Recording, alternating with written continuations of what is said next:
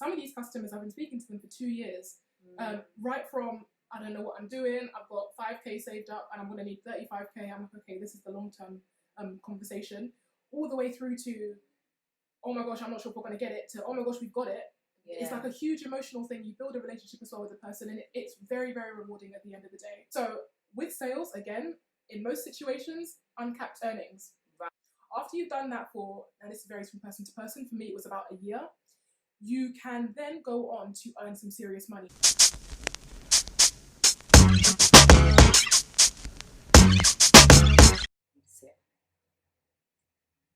This is a good idea. This is a brilliant idea. Hi everyone, welcome back to my channel. I'm here with the lovely Zoe, and I'm back with another Career Plug series. So for those, maybe if this is your first time on my channel, I've been doing a series recently where I've been interviewing loads of successful Black professionals in their field, trying to find out a bit more about their day-to-day, what they do, how they got into it. And the main aim really is to provide encouragement for people who might be in a bit of a career limbo and they're kind of thinking about what they want to do next. But equally, university students who are thinking, okay, what can I do with my degree now, or what kind of jobs are out there? This is the series for you.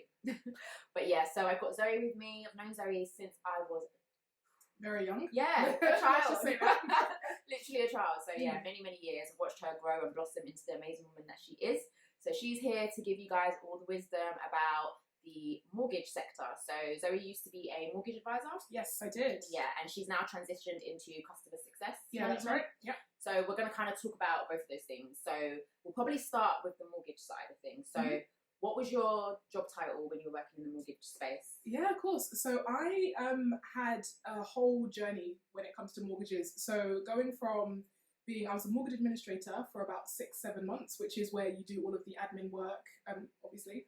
And then I was something like a hybrid, more like a paraplanner in the middle, where you're doing partially admin work, but then you're doing some advising on the side, or you're helping like a broker that's got a lot of cases to kind of do some of their kind of post-sale work as well. So did that for about a year, and then I was an actual mortgage broker for about 4 years after that. So everything from employed, self-employed, and everything in between. So yeah, I've seen it all. Wow. Okay. So like let's divulge into when you were employed. Yes. So what was that like? So did you always want to be a mortgage advisor? Not at all. Not at all. And to be honest with you, I didn't actually know what being a mortgage advisor was or what it entailed until my, I think, last year of university. Right. Okay. So I studied accounting. Hated it. Really? Still hate it. Really? Sorry, I can't get around it. No offense to people who love accounting. I know somewhere deep down but honestly, I couldn't stand it. So I knew I wanted to do something finance related, kind of money related around that area, but not actual accounting. Because I couldn't. Right. So looked around for different ideas. Found this course that was called CMAP. Oh yeah. So that's the mortgage qualification that you take when you want to become a mortgage broker. So was doing that during my last year of university, and then went straight from third year graduating to being a mortgage administrator. So it was that kind of transition. Okay, cool. And so do you feel like going to uni actually helped impact that career path, or did it not really make a difference whether you went uni or not? Good question. I would say for me personally, just in terms of understanding the wider financial realm and different financial terms and a wider financial, I've said financial like 8 times in this sentence, but in terms of, the general kind of scope in terms of the macro, it helped me personally. Okay. But you don't actually need to go to university to be a mortgage broker. You can just study CMAP straight out of, if you 16, 17, finish school, you can do the course and access it that way. So for most people, no, but for me, I think it definitely helped.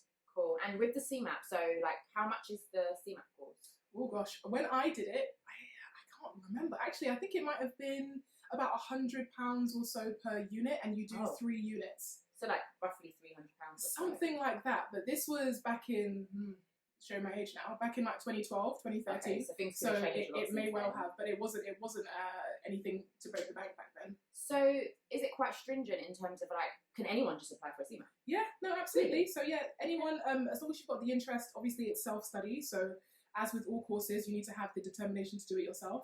I think there are options for if you want to be like classroom based, you can do that. But I was self-study as well. Oh wow. Okay. So you did like different roles within the mortgage space. I did, what did like a typical kind of day in the life of working within mortgages look like? What was that like? Yeah, good question. So basically, it's quite varied, and it depends on where the customer is on the mortgage process. So as a broker, basically, you have a pipeline. So at the heart of it, it's a sales role, and anyone that's in sales will know you've got prospects, you've got people who are warming up, you've got people who are ready to go, and you've got people who are signed up, and you've got people who are in the process, basically. So any day might be catering to. I might have 3 prospects, that have been sent to me the day before from some of my lead providers that I would need to call first thing, because as a broker, as someone in sales, full stop, it's very competitive. People will steal your leads and your customers from under your nose. The customer themselves will be looking at alternatives. Right. So the first thing I would normally do is look at the prospects from the previous day.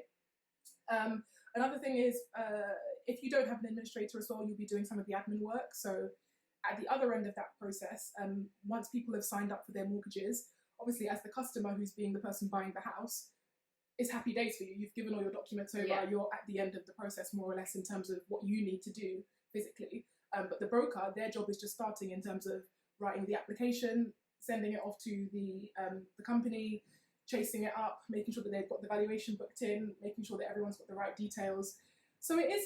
And that's just 2 things I've mentioned, but it is such a varied role, and there's so many different parts of it. And I definitely think if you're a person who enjoys variation, you don't like everything to be the same day to day, it'd be a fantastic option for you. Yeah, it definitely sounds like it. It sounds like there's often like loads of plates spinning at once, but in a 100%. Yeah. So it requires a lot of self-organization to know, okay, I've got these 10 leads, I've spoken to all of these leads. These are the people who have said yes. These are the people who are hard maybes. These are people who are yeses, but in 2 years' time. Right, okay. These are people who are happy to go ahead and so forth, and feeding that information back to your lead providers to make sure that you keep the pipeline coming in. Okay, so it's interesting because you've mentioned that it's like sales. I think that's something that I think people should be aware of, because this is the first time I'm hearing it. Oh man, it is one of the salesiest sales jobs you can have. Really? The reason I say that is because it has a very long sales cycle. So to give you an example, if you're a person who's looking to buy a house, you will Google, mortgage broker in Bermondsey, mortgage broker in Birmingham, wherever you're based, right? You might be ready to buy that second. So you might have seen a property, or you might have walked into an estate agent, had a viewing, and be like, that's the one for me. Or on the other side of things, you might be someone who's just thinking, how much can I borrow? You might be right at the start of the process, basically, and you've got a much longer sales cycle. Because there are different people at different stages of the sales cycle, it's remembering where everyone is at. There's an element of needing to win the customer over. So with all sales jobs, you need to be personable. Obviously, you need to build a rapport. You need to be on top of things. You need to be an expert in the field. You need to know what you're talking about, basically, and to get buy-in, not just from the people who are actually the end users, in this case, the customers actually buying the house, and also your lead providers. So I've been estate agent based, which means the lead providers were the negotiators within the estate agent. Okay, so you're actually in-house in an estate I've done that, but then right. I've also done it the independent kind of broker route, where you're not based in the office, but you've got different people, accountants and solicitors and everyone kind of feeding into you. Right. So the reason I say it's salesy is because if you Google like mortgage advice, you'll see a lot of different options come up. So just be prepared to have customers who are speaking to you and to their bank and to their families and to other people who have bought before, saying just do it yourself. Yeah. And you need to explain the value in what you are doing, especially if you're going to be charging a fee as well. But that's another conversation. Yeah, no, it makes perfect sense. I think it's about, like you said, like trying to get people to see the value of having you. I think me personally, I would want to use a broker. Yeah.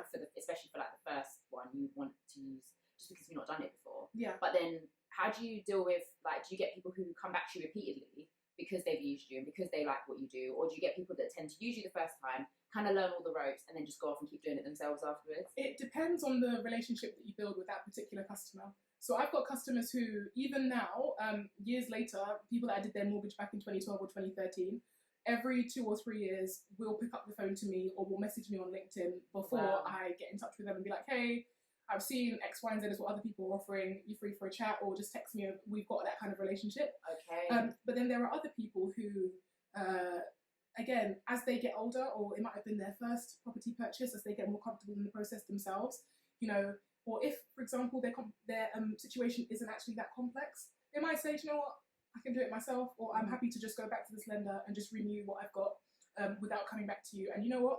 That sales, at the end of the day, you know, if you have 10 leads, expect 3 to convert. It's just you roll with the punches. You don't let it get under your skin. Some will come back in some way. Exactly. No, that's really good to know. And I think the whole like sales element is so good to like kind of put out there, because I don't think like, and I've said this in like pretty much all my videos, but I feel like people really glamorize roles and jobs and industries because they sound a certain way or they look a certain way, but it's only until you actually do your research into the day-to-day of like what the expectations of those roles are that you really see, oh, this is for me or this is not for me. Kind of another reason why I'm doing the series. Because like I'm someone that I don't think I would thrive well in a sales environment. In fact, I know I if don't. If you I've don't been in one before. So like picking up the phone and being like, "Hi, my name is Zoe from ABC Brokers. I heard you want to tell me about what you want to do," and obviously some people will fob you off, and some people will slam the phone, and some people won't. It's just you keep rolling with the punches, man. You've got to be very resilient. It sounds like very much so. But then with the added difficulty, so normally in other sales roles, you just have the sales part, you focus on your sales process. With the broker side of things, I touched briefly on earlier, there's the compliance side. What that means is, because you are a regulated individual, the advice that you give is regulated, you've got an FCA number. Basically, all of the advice that you give, all of the paperwork that you provide has to be in line with certain timescales, in line with certain regulations. You have to be able to evidence why so you can come to me and be like, I want a 2-bedroom house. I'm like, great, go with Barclays. Someone might pick up the file in 2-3 months' time and be like, why did you tell them to go to Barclays? And if I can't justify on paper why I've done that and evidence that you knew why I put you with Barclays at the time that you signed up, I could be in big trouble. My company could be in big trouble. So you're juggling this, calling 7,000 people a day to get 4 leads who end up going somewhere else, but I'm not salty. Whilst also juggling the compliance side of making sure that I send them the right documentation on time, you know, making sure everything is, the whole application is I's are dotted and T's are crossed and things like that. So you need to be very good at both. You can't be good at one or the other, because if you're good at compliance but you're not good at sales, you're not going to sell anything, you're not going to make any money, probably going to get sacked if you're employed.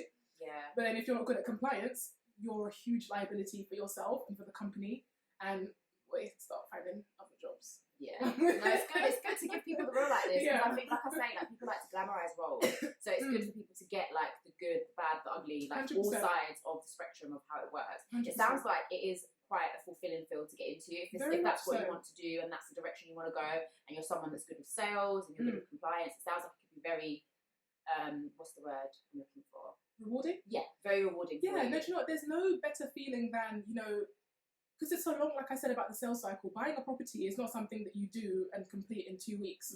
Some of these customers, I've been speaking to them for 2 years, right from, I don't know what I'm doing, I've got 5k saved up and I'm going to need 35k, I'm like, okay, this is the long-term conversation, all the way through to, oh my gosh, I'm not sure if we're going to get it, to, oh my gosh, we've got it.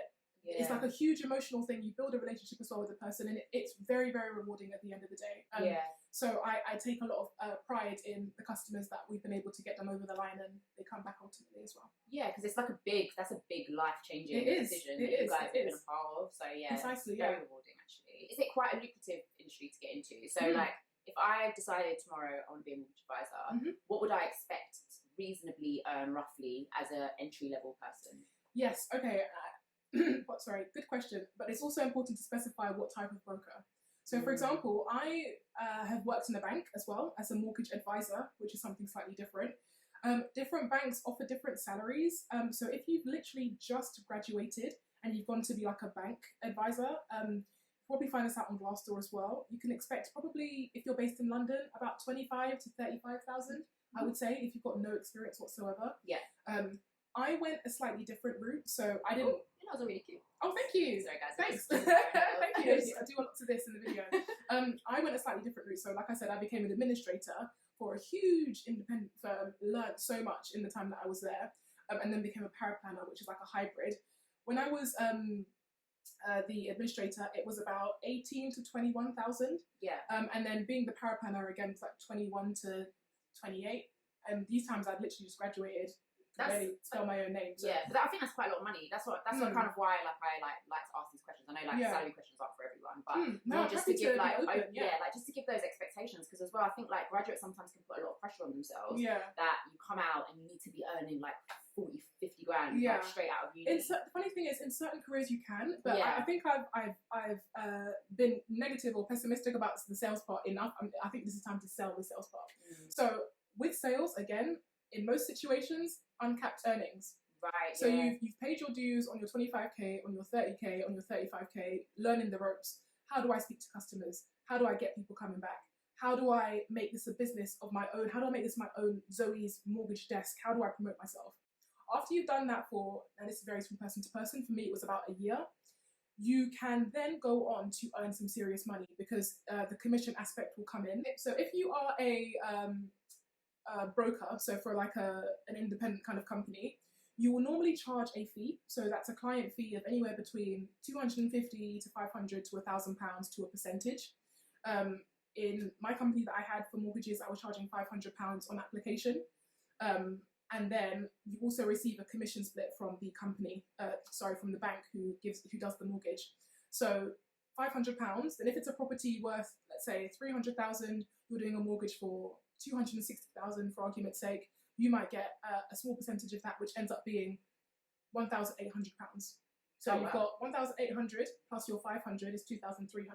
If I'm maths, I told you I hated accounting, so tell me that's right. No. To be honest, I can't lie. I weren't really adding it up, but I just heard bare numbers. So basically, 2,300 from that one mortgage case. Wow. So if you were someone that was like quite on top of the game, and you quite consistently got like regular mortgage applications through, that's like 2,300 each time.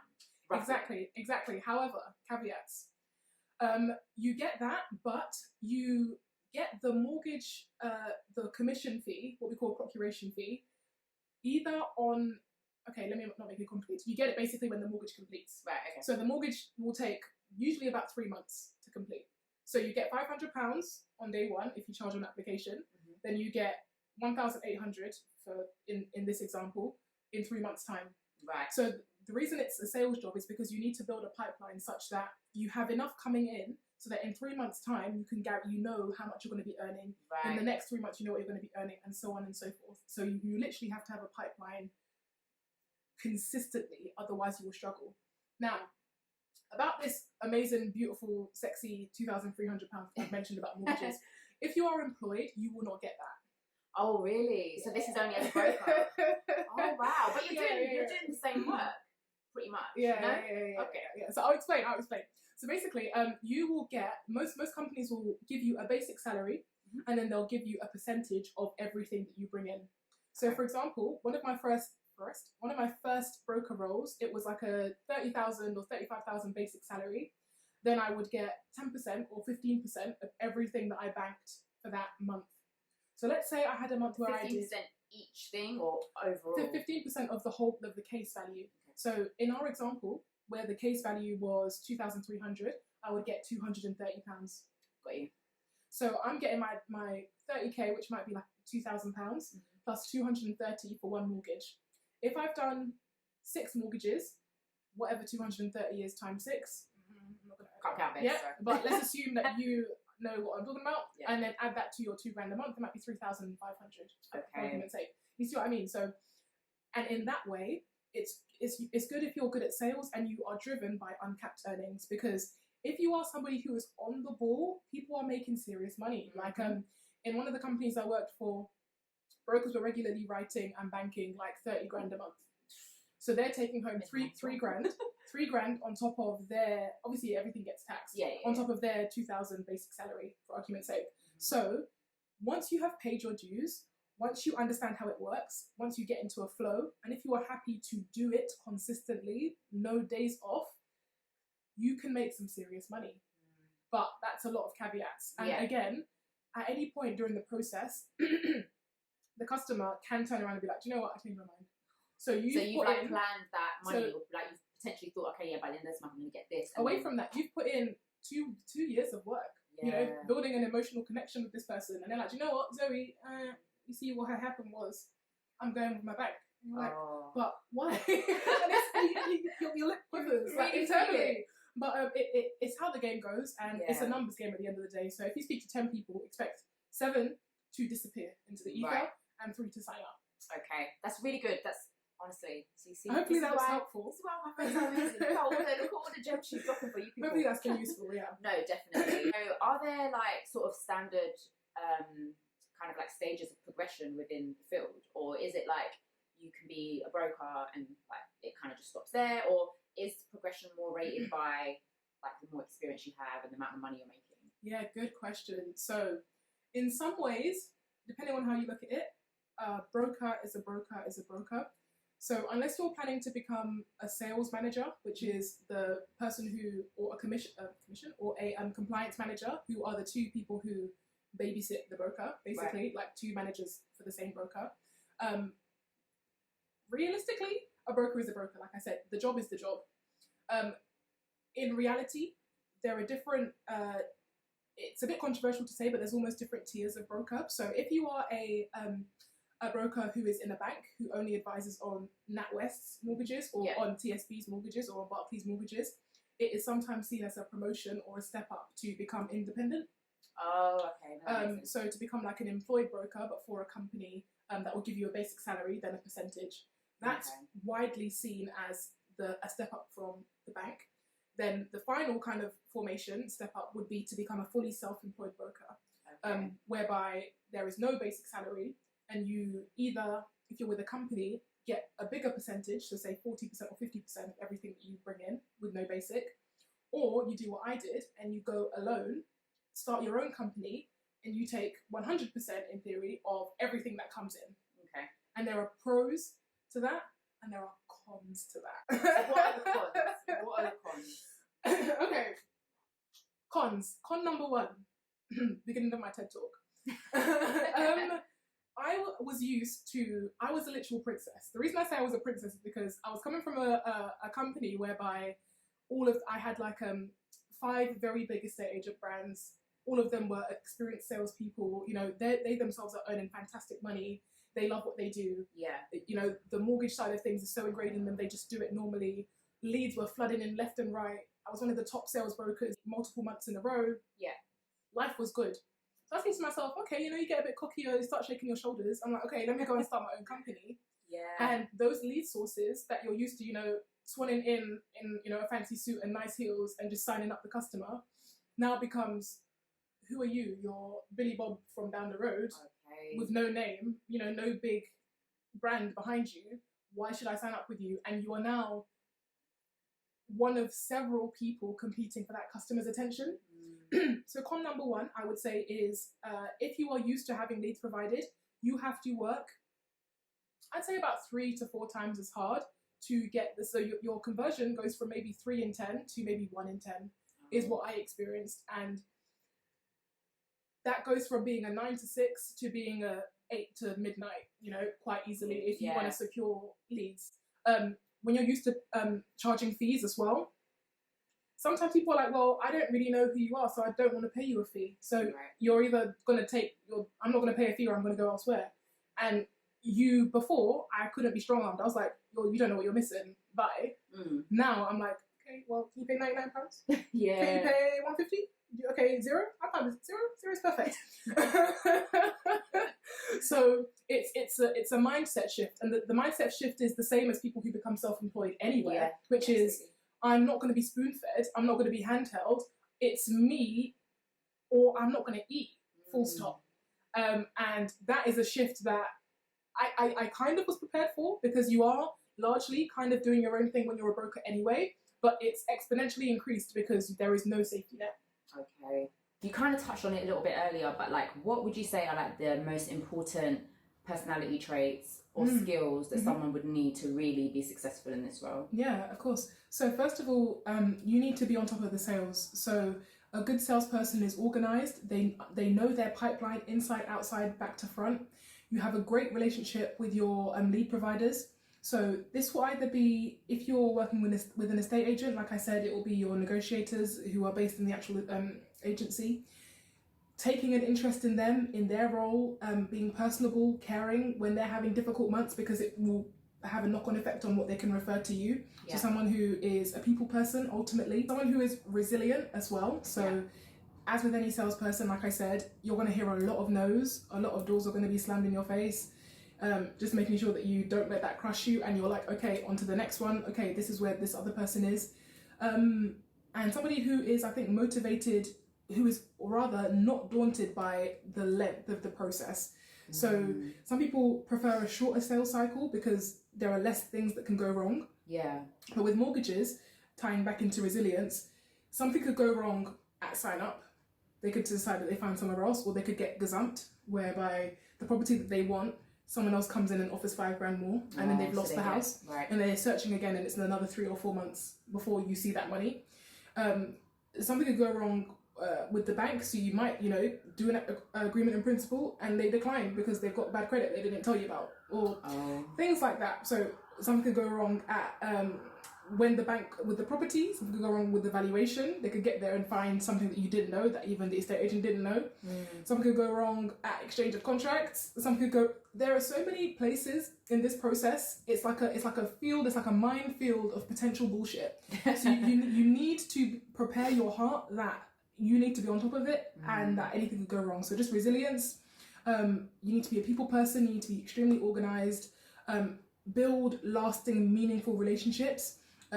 Connect with people, and like money, and be about your money, and see each case as your baby. Otherwise, you'll let a lot of money slip through the cracks. I love that. Yeah? I love that. Guys, just out here dropping gems. No, that's such good advice. Thank you. So, what's been the highlight of your mortgage career? Because now you've transitioned into customer success. I have, yeah. What was your highlight, would you say, of the mortgage side of things? I would say a highlight is I had one particular customer that I will never forget, and I'm sure he will never forget me, both hopefully for the same reason. But basically, so when I say I've been a broker for a long time, I've seen different types of cases. I've seen very simple, straightforward cases, from when, somebody is a first time buyer buying, for 50% of the loan to value, 50% deposit. The case flies through, perfect credit, no complications, and it all goes through bish bash bosh in like a month or a month and a half. On the other end of it was this particular customer I'm referring to, which was the most complicated mortgage I've ever dealt with in my life. He was self-employed, living in America. He had lived there for less than 2 years. Anyone in the mortgage space will know that it's if you've been self-employed for less than 2 years, to evidence your income is a bit tricky. Talk less of when you're living in a different country. So he's already a foreign national in America, or an expat, as we would call them for the brokers here. So it's an expat mortgage, okay. It's a buy-to-let mortgage, but he used to live in the property, which adds another layer of complexity. The property was worth, I think, 1.5. He wanted like 80% loan to value again. So this is, the more complex things get, the less banks are willing to lend. So that was already something tricky. He's got less than 2 years income, like I said, earning in a foreign currency. The property itself was somehow, like, the rental yield wasn't good enough to substantiate the mortgage he wanted to get. Right. So there were just so many things there were so many barriers, challenges with this case, I like to call it. But I don't know how, somehow, some way, just broker techers came through, and I was able to place the case there was only one bank, one lender who was willing to touch this case with a 10-foot pole, and it was a slog. And I knew it was going to be a slog, and I told him, listen, Mr. X, you are gonna hate me by the end of this, but we are gonna get you the mortgage. And he was like, okay, let's see what you can do. In different time zones, us sorting it out. It went on to put things into perspective, a normal mortgage will complete anywhere between 6 weeks to 12 weeks. This went on for like 6 months. Oh wow. It went on for 6 months, and there was a point where he grew extremely frustrated. The lender, different underwriters were going on holiday, and basically it just was a mess. It was a mess. However, at the end of it, we got the mortgage. He moved into not moved into that because it was buy to let. He got the keys, everything, and he was so impressed after all of the back and forth, so over the moon, that he referred all of his friends. He was a film producer as well, so got invited to a premiere. Was quite nice. Fun. But so moments like that, when you finally get there after 6 months, and all of your colleagues are asking what's going on with this case, what's going on with the case, to finally get it through, it's a huge achievement for me. I will never forget that case and how I felt waking up in the morning like, oh my God, another day having to fight some dragons. But ultimately, when you know that you've achieved something like that and it's on your CV effectively, you know that you know your job, and it kind of proves to me that, you know. So what advice would you give to somebody who is just about to step into your field, or perhaps even a university student just finishing uni, kind of thinking about their options? Like, what sort of things would you have liked to have heard at that time? Oh gosh, the first thing is my head was so big to become a broker. Oh my God, oh my God. There are training schemes in place for a reason. But my head, my 21-year-old self was like, I need to be a broker, I need to be a broker, I need to be a broker, I need to be a broker, I need to be a broker. Take your time. Like when I was in the admin role, all I was doing, I was so concerned with, bro, when am I going to advise on the case? When am I going to start any commission? When I was so consumed with that. What I would advise anybody who's getting into it for the first time as the admin route, enjoy the admin route. And it might sound like I'm talking gibberish, because the admin route means that brokers are asking you questions 24/7. You're getting shouted at for things not being submitted on time. You know, you're getting paid less than everyone else, but normally working longer than most people. But use that time to understand the process, understand why things have been submitted to certain lenders, understand whose application is quicker than others. Because these are all things that when you are a broker, if you want to go down that route, they all make you a better broker. So, for example, one of the things that I am so grateful for that I went through the route that I did, I was a student of about 3 or 4 really amazing, really big brokers. And one of the things they taught me is how to position when you're giving someone not the cheapest mortgage out there. So I was speaking to a friend recently, and he was like, yeah, my broker told me to go to Santander, but in the end, I just went to someone else. And I was like, okay, why did you do that? And he was just like, yeah, it was long, like basically, you know, people, they don't really know, but I just went somewhere else. And I was like, okay, well, what I would have done if I was the broker for my friend in this instance was, I would have flipped around the screen and been like, for what you are doing, which is you're getting a mortgage of 80,000 on a property worth 100,000, for argument's sake, 80% loan to value, there are these 70 banks and lenders that can give you the mortgage, and there are these 2,000 products. Now, my job is not just to give you the one at the top of this list that's going to save you the most money, but it's to give you or to find you or to place you with someone who is going to match exactly what it is you need and meet your expectations and get you the house at the end of the day. So I've not gone to Barclays, who are the cheapest, because you mentioned that speed was quite important to you. At the moment, they're taking 18 days to offer, whereas other lenders are taking 11 days to offer. And no time is of the essence here, so that's something to consider. I've not put you with Santander because, from memory, I've done a mortgage on this property 2 months ago, and they don't like flats in this complex. They declined it, or they downvalue it. So Santander are quite harsh with their stuff. And it's unfortunate that a lot of brokers will, in most instances, go for just one of the top 3 just because they're one of the top 3.